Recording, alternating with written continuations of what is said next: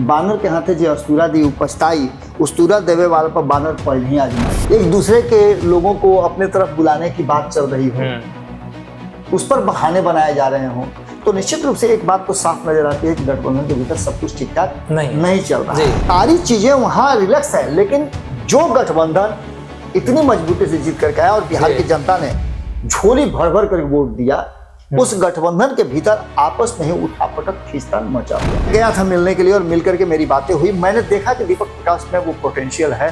दीपक प्रकाश को अचानक से ये सब कुछ मिला है, इसके मायने क्या निकाले जाए। उस समय तो ये कह दिया गया कि सब कुछ सामान्य है, और सब कुछ सामान्य होने की बात भी कही जा रही है। कहा तो ये भी जा रहा है कि ये जो चर्चाएं हैं, इसके पीछे का कारण, इन लोगों की नाराजगी का कारण सिर्फ एक है। नोरमा ग्रुप, जो सोचता है वो करता है, आपके अपने सपनों का आशियाना।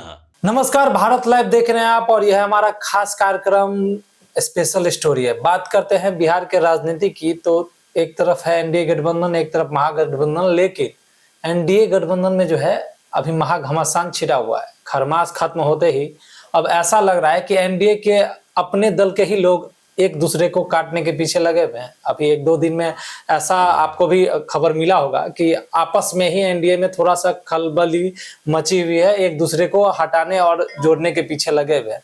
इस सभी को लेकर हम बाबा के पास आए हुए हैं। बाबा, 2-3 दिन से ऐसा माहौल लग रहा है, एक तो एनडीए इतना बहुमत से जीत हासिल किया, उसके बावजूद भी ऐसा लग रहा है कि एक दूसरे को काटने के पीछे लगे हुए हैं। क्या षड्यंत्र चल रहा है इसके पीछे?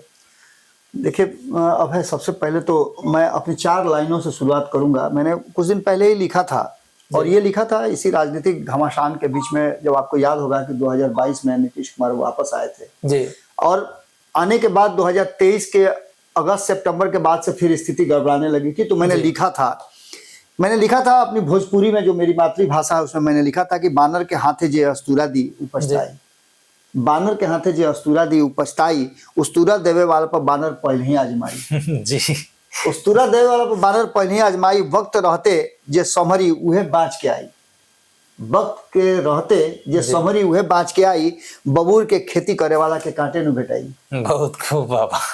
तो सीधी सी बात है कि देखिए, जो बिहार की राजनीति है वो बड़ा अजीबो गरीब कश्मकश में रहती है। बिहार की राजनीति पर देश के किसी भी कोने में आप जाइए, वहां की सियासत के बारे में आप ठोक के बता सकते हैं कि ये होने वाला है, ये 5 साल तक होगा, ऐसे चलेगी सरकार। लेकिन बिहार में हर घंटे सरकार का नियत बदलता है, नीति बदलती है, और लोगों का मूड बदलता है। एक बार फिर से बिहार में आप चर्चा खूब सुन रहे होंगे, ये हो जाएगा, वो हो जाएगा।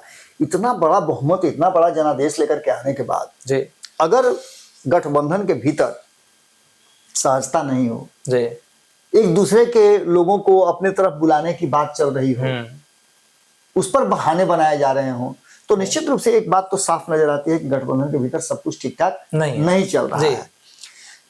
हारने के बाद महागठबंधन के भीतर आप देखे होइएगा, कोलाहल पहले था, उसके बाद से शांति है, एकदम शांति हो गई पूरी। तेजस्वी यादव हार करके अपना अलग जहां भी होंगे अपना मौज मस्ती कर रहे हैं जी। दूसरी तरफ मौज मस्ती कांग्रेस भी कर रही है कि चल जो होना था सो हो गया, चल ना भाई, आगे देखा जाएगा जी। बाकी के दल भी आप देख ही रहे हैं, और कल जब आईपी गुप्ता से मेरी बात हो रही थी, उसी गठबंधन के हैं, उनको भी मैंने बातचीत किया, तो वो जिस तरह से वो राजनीति करते हैं, या जिस तरह से वो पहले थे, आज भी बिल्कुल उसी अंदाज में वो दिखते हैं। आपने मुकेश सहनी का भी देखा होगा, फिर से नई दुकान बसाने की तैयारी शुरू हो चुकी है, नए राजनीति की शुरुआत हो गई है। कहने भी लगे हैं कि अब तो चुनाव खत्म हो गया, अब क्या करना है, फिर 5 साल के बाद ना देखेंगे, फिर 5 साल के बाद किसी गठबंधन का हिस्सा बनेंगे, फिर कुछ इधर उधर होगा, दाएं बाएं होगा, फिर नया कहानी रचेंगे। ये सारी चीजें वहां रिलैक्स है, लेकिन जो गठबंधन इतनी मजबूती से जीत करके आया और बिहार की जनता ने झोली भर भर कर वोट दिया, उस गठबंधन के भीतर आपस में ही उठापटक खींचतान मचा हुआ है जी। अच्छा, दूसरी सबसे बड़ी बात है कि जिसका घर शीशे का है ना, वही पत्थर फेंक रहा है दूसरे के घर पर, जो खतरा। सोचिए कि कितना ज्यादा मतलब रिस्क ले रहे हैं जी। बात हम करते हैं तो खरमास के बाद बार बार ये कहा जा रहा है कि बिहार में राजनीतिक उथल पुथल होगा। पहली उथल पुथल का तो संकेत भाजपा ने दे दिया है। भाजपा ने जिस तरह से बिहार से इस बार कार्यकारी अध्यक्ष चुना है, हम लोगों ने उस पर खबर भी किया था, संपादक नवनीत शाह जी ने भी पंचनामा में इस पर विशेष अपडेट दिया था। इसके बाद प्रदेश अध्यक्ष भी बदले गए, वो भी आप सोचिए कि बहुत सोच समझ करके बैठाया गया है शराबगी को जी, जातीय समीकरण से लेकर के बाकी सब चीजें हैं। यानी पूरी तरह से भारतीय जनता पार्टी जो है बिहार में अपना प्रभाव बढ़ाने के लिए बिहार को पूरी तरह से मजबूत कर रही है। मैं आपके साथ खबर कर रहा था, मैंने बताया था जी कि अश्वमेध का घोड़ा लवे कुछ पकड़ता है, बिल्कुल, और इस लौ को उसको कैसे छटकाया जाए इसकी तैयारी शुरू हो चुकी है। और इस तैयारी में सबसे पहली जो कहा जाए तो मिस्टेक या फिर कहा जाए कि अति महत्वाकांक्षा जो है वो उपेंद्र कुशवाहा की तरफ से देखी गई है। खैर आने जाने का सिलसिला लोगों को लगा रहता है, अब इसके लिए आप किसी को दोषी भी नहीं बना सकते हैं। और कोई अपनी पार्टी में किसी को शामिल कराता है तो कहा जाता है कि चलता है राजनीति में सब, छोटा अस्थायी कुछ भी नहीं होता है। लेकिन एगो हमारे यहाँ बड़ा पुरानी कहावत है भोजपुरी में जी कि डायन भी सात घर छोड़ के चलती है। हाँ तो अब कहे के मतलब एक चीज बा कि आखिर ऐसा का हो गया, क्या मजबूरी थी। चलिए आप कह रहे हैं फूके हुए कारतूस हैं जी AK वाजपेयी, लेकिन उनको ज्वाइन कराने की क्या जरूरत थी जी, उनको आपने ज्वाइन करा ही लिया तो ज्वाइन कराने के बाद इसका बहुत ज्यादा असर नहीं पड़ेगा ये कहने की जरूरत क्या थी। बिल्कुल। इतना ही नहीं, आपने ज्वाइन कराने के बाद उनको जो पद दिया वो पद तो पहले उनको प्राप्त था। खैर AK वाजपेयी को भी लगा होगा RLM ज्वाइन करने के बाद बहुत कुछ मिल जाएगा भाई, उनका अब तो केंद्र में अपने हैं ही, राज्यसभा में दूसरा बेटा मंत्री बन ही गया है बिहार में, 4 गो विधायक है हैं। लेकिन ये चारों विधायक आपके पास है कि नहीं है, ये भी इनमें से एक बड़ा संशय है। बिल्कुल, क्योंकि रोज कुछ ना कुछ नया अपडेट होते जा रहा है। मैं कल ही मिला था उनके उपेंद्र कुशवाहा के पुत्र दीपक प्रकाश से जी, मेरी मुलाकात हुई थी। उनके मंत्री बनने के बाद मैं मिला नहीं था जी, और मेरे ऊपर भी था कि मतलब एक बार मिलना तो जरूरी होता है। कई लोग उनके पार्टी के ही कह रहे थे कि जाके मिल लीजिए, आके मिल लीजिए, बाबा आशीर्वाद दे दीजिए, बच्चा है। मैं गया था मिलने के लिए और मिल करके मेरी बातें हुई। मैंने देखा कि दीपक प्रकाश में वो पोटेंशियल है। दीपक प्रकाश को अचानक से ये सब कुछ मिला है तो उसको लेकर के वो थोड़ा सा उनको समय तो जब निश्चित लगेगा, क्योंकि उनके लिए बिल्कुल ही एकदम नया माहौल था। राजनीति तो बचपन से ही देख रहे होंगे, क्योंकि आज के नहीं बहुत पुराने राजनीतिज्ञ हैं और नीतीश कुमार के बाद बिहार में किसी को कहा जाता है उस तरह की राजनीति करने वालों में तो वो उपेंद्र कुशवाहा का होता है। लेकिन इस बार उपेंद्र कुशवाहा ने जो फैसले लिए हैं उन फैसलों पर सवाल भी खड़े हो रहे हैं। खैर इन सारी बातों के साथ साथ उपेंद्र कुशवाहा ने AK वाजपेयी के साथ साथ कई लोगों को ज्वाइन कराया है, जिसमें यूपी के पूर्व मंत्री रहे हैं राज यादव, उनको भी ज्वाइन कराया गया है। दिल्ली के पूर्व प्रदेश अध्यक्ष हैं, उनको भी ज्वाइन कराया गया है, विनोद नागर को। इसके बाद सामाजिक कार्यकर्ता है महेश कश्यप, उनको ज्वाइन कराया, और भी कई लोग हैं, दर्जन भर लोगों को ज्वाइन कराया गया है।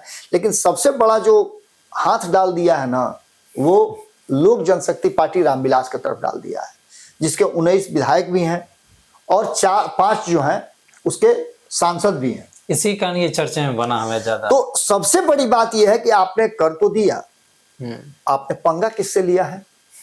उस व्यक्ति से जो बड़े बड़े लोगों को, पंगा लेने वाले को गिरा दिया, उलट पुलट करते रहे हैं। नीतीश कुमार को 2020 में औकात बताई, भाजपा को मजबूर किया कि भाजपा जो फैसला लिया उस फैसले को बदले, और उनके चाचा जिनको मंत्री बनाई थी 2024 के चुनाव में उनको 1 सीट भी नहीं दे और यहां तक कि उनको हैंड टू माउथ कर दे। ये है चिराग पासवान, और चिराग पासवान ने ये राजनीति रामविलास पासवान से सीखी है।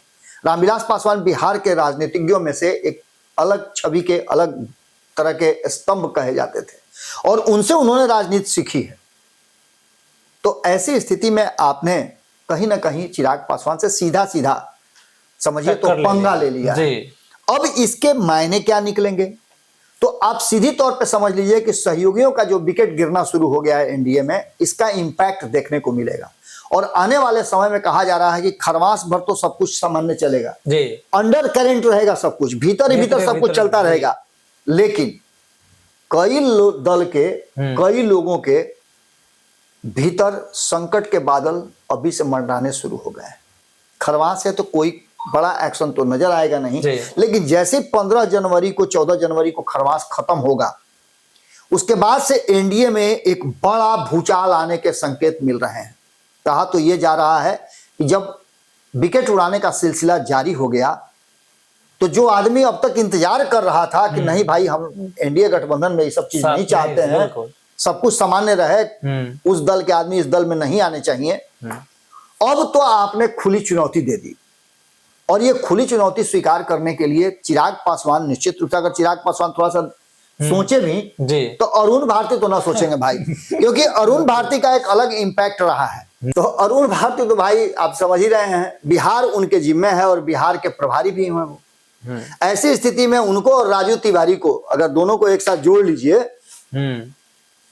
तो निश्चित रूप से एक बात तो पक्का है कि ये दोनों मिल करके बड़ा खेल कर सकते हैं। और कहीं ना कहीं विधायकों से पैदल अगर उनकी पत्नी एकमात्र बची हुई स्नेहलता कुशवाहा वो अगर रह जाए और बाकी के 3 लोग उनसे पार्टी से अलग हो जाए तो कोई अतिशयोक्ति नहीं होगी, क्योंकि ये तीनों जो हैं उनके फैसले से नाराज दिख रहे हैं। भले ही जितनी भी बातें हुई, कल मेरी बात जो हो रही थी तो दीपक प्रकाश ने कहा कि नहीं ये सब मीडिया का उड़ाया हुआ परसेप्शन है, मीडिया जो पूरा कर रही है, लेकिन रामेश्वर महतो ने जो ट्वीट किया है वो तो मीडिया ने नहीं किया है जी, वो तो उन्होंने खुद किया है। वो दूसरा माधव आनंद बोल भले ही नहीं रहे हैं लेकिन उनका बॉडी लैंग्वेज, उनका भाव भाव। दूसरी तरफ आपने ये भी देखा होगा कि ये तीनों जो हैं जाकर के अलग अलग लोगों से मिल रहे हैं, यहां तक कि विधानसभा के सभापति से भी इनकी मुलाकात हुई थी। इसके मायने क्या निकाले जाए? उस समय तो ये कह दिया गया कि सब कुछ सामान्य है, और सब कुछ सामान्य होने की बात भी कही जा रही है। कहा तो ये भी जा रहा है कि ये जो चर्चाएं हैं इसके पीछे का कारण, इन लोगों की नाराजगी का कारण सिर्फ एक है, और वो ये है कि अगर पार्टी है, उसका संविधान है तो फैसले थोपे नहीं जाते हैं, फैसले बैठ करके मंत्रणा के द्वारा चर्चा के द्वारा किया जाता है। उपेंद्र कुशवाहा ने सिंपल सी बात की है, जो 2-3 बातें जो सामने नजर आ रही हैं उसमें इन लोगों की नाराजगी का सबसे बड़ा कारण यह है कि बिना किसी को कॉन्सेंट में लिए हुए जो 5 कुर्सियां बैठक के लिए लगी हुई थी, कोर टीम की बैठक चल रही थी, उसमें से 1 कुर्सी जो है दीपक प्रकाश के लिए पहले से लगी हुई थी। उनके 4 विधायक उपेंद्र कुशवाहा, यहां तक कि प्रदेश अध्यक्ष को भी उसमें जगह नहीं मिला, और जब प्रदेश अध्यक्ष को जगह नहीं मिला तो कहीं ना कहीं परिस्थितियां ये हो गई कि इस पूरी कहानी को लेकर के एक बात तो साफ साफ नजर आ गई कि ये पूरा माहौल बिल्कुल उपेंद्र कुशवाहा उनकी पार्टी के उलट चल रहा है।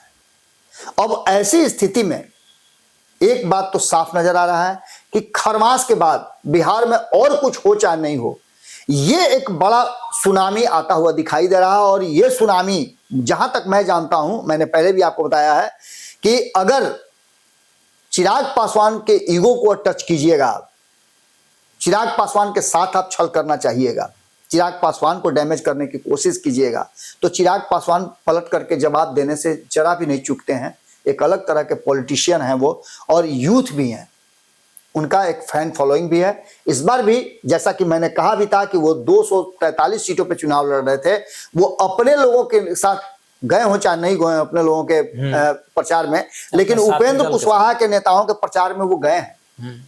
चाहे वो रामेश्वर महतो की बात कर लें, माधव आनंद की बात कर लें, या किसी की भी बात कर लें, सबके चुनाव प्रचार में वो गए हैं। उपेंद्र कुशवाहा भले ही नहीं गए हों माधव आनंद के प्रचार में और रामेश्वर महतो के प्रचार में, लेकिन चिराग पासवान गए हैं। परिस्थिति ये है कि ये माहौल और ये जो कुछ भी चल रहा है भीतर खाने में, ये इशारा कर रहा है कि कहीं एक बार फिर से उपेंद्र कुशवाहा लोकसभा में 2014 में जीत करके 3 सांसद आए थे, अकेले रह गए थे। इस बार उनकी पत्नी, जिनको ला करके मैंने कहा भी था कि उनको पार्टी को एक बड़ा मजबूत आधार मिलेगा, उनकी पत्नी जीत करके आ जाएंगी तो उपेंद्र कुशवाहा बिहार में भी अपना पैर जमा सकते हैं, और मजबूती के साथ आने वाले कई चुनावों में उनका एक बेहतर सामंजस्य बैठ सकता है, पार्टी मजबूत हो सकती है। लेकिन एक फैसला और सब कुछ तहस नहस हो सकता है। अभी भी एक बात नोट कर लीजिएगा कि दीपक प्रकाश एमएलसी नहीं बने हैं। अगर उससे पहले ये खेल हो जाता है तो दीपक प्रकाश के लिए मुश्किल हो जाएगा, और दीपक प्रकाश का एमएलसी बनना भी मुश्किल हो जाएगा। 6 महीना से पहले अगर एमएलसी नहीं बनते हैं तो उनका मंत्री पद भी चला जाएगा, और ये तब संभव है जब ये तीनों साथ कहीं ना कहीं फैसला ले लें और उपेंद्र कुशवाहा का साथ छोड़ दें। ऐसी स्थिति में परिस्थितियां बिल्कुल उलट नजर आ रही हैं, और उपेंद्र कुशवाहा की राजनीति का यहाँ एक बड़ा क्वेश्चन खड़ा हो जाए, बड़ा विराम लग जाए तो कोई अतिशयोक्ति नहीं होगी। इसलिए मैं बार बार कह रहा हूं कि जो खरमास के बाद बड़े खेल की तैयारी है उसमें एनडीए में उथल पुथल शुरू हो चुका है। चलिए, तो जैसे कि आपने सुना बाबा से कि खरमास के बाद अब एनडीए में कुछ भी हो सकता है, क्योंकि शुरुआत जो है अभी आपको देखने को मिल रहा होगा कि अब एनडीए के अंदर ही कुछ ना कुछ होते जा रहा है। तो अब देखना दिलचस्प होगा कि क्या खरमास के बाद वाकई कुछ होने वाला है। फिलहाल इस खबर में इतना ही। अगर आप हमारे चैनल पे नए हैं तो हमारे चैनल को लाइक कीजिए, सब्सक्राइब कीजिए। तब तक के लिए धन्यवाद। आपके सपनों को हमने सजाया है, ई होम्स पैनोरामा को हमने बनाया है। ई होम्स मेरा एक सपना था जिस पे मैं पिछले 4 साल से काम कर रहा था। हमने जो बनाया है वो सबने है माना। ई होम्स पैनोरामा में हो आपका भी आशियाना। और फाइनली हमने 2021 में इस प्रोजेक्ट को लॉन्च किया। बहुत लोग अप्रिशिएट कर रहे हैं कि पूर्णिया जैसे शहर में, बिहार के, एक तो बिहार की बात करें उसमें भी पूर्णिया जैसे छोटे जगह में इस तरह का लाइफस्टाइल देना, ये सुन के हम लोगों को बहुत अच्छा लगता है। ई होम्स में हमने कुछ और भी किया है, जैसे हम जिस जगह में रह रहे हैं हमारे फैमिली सिक्योर हो, उनको सिक्योरिटी का ध्यान में रखा है। आपकी सुविधा और सुरक्षा आपके लिए खास है, ये आपका विश्वास है। इसमें आर्टिफिशियल इंटेलिजेंस का 7 लेयर सिक्योरिटी का हमने इस्तेमाल किया है। लस ग्रीन कैंपस को बनाया है। यदि हमारा बाउंड्री वाल है तो वो वर्टिकल गार्डन है। ये जितनी भी फैसिलिटी होता है एक इंटरनेशनल टाउनशिप में ई होम्स है, ये हम लोग विश्वास नहीं कर पा रहे हैं। जो भी हमारे मित्र दोस्त या जो भी हमारे बाहर के बाहर आते हैं तो हम लोगों को बहुत अच्छा सुनने को मिलता है और बहुत अच्छा क्रेडिट मिल रहा है। वो सारा हमने सिर्फ एक बिल्डिंग नहीं बनाया, हमें एक बहुत अच्छा लाइफस्टाइल दिया ई होम्स में, और मेरा एक सपना था जिसको मैं आज फुलफिल होते हुए देख पा रहा हूँ। ये आपका आवास है। ई होम्स पैनोरामा में अब आपका निवास है। E Homes Panorama, luxurious lifestyle redefined. Panorama group, जो सोचता है वो करता है। अगर ये वीडियो पसंद आई और वह बिहार के राजनीति और बिहारियत से सरोकार रखेनी तो सब्सक्राइब बटन दबा के चैनल के सब्सक्राइब कर ली। ओजे एगो घंटी बा, ओकरा बटन दबा देला से कुल सटीक और मारक खबर रुआ मुफ्त में मिल जाई। अगर रुआ पत्रकारिता के हमनी के नया प्रयोग में सहयोग कर चाहतानी तो ज्वाइन बटन दबा दी। पेटीएम नंबर नोट कर ली 938681